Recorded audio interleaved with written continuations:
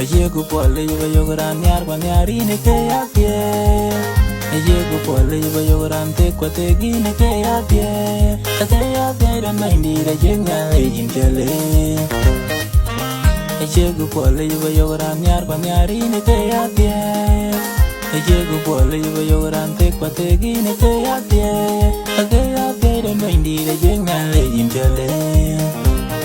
Ejin chanya. Keraja ciba kang ting along dia, kedia oh. Keraja ciba kang yo along dia,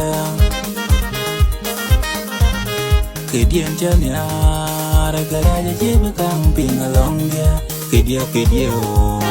Keraja ciba kang yo along dia. Aje ku pole yuba yogoran yar pa nyari ne ke yapye. Aye ku pole yuba yogoran te kwa te gi ne ke yapye. Ate yapye don maindi da jenga ejin chale.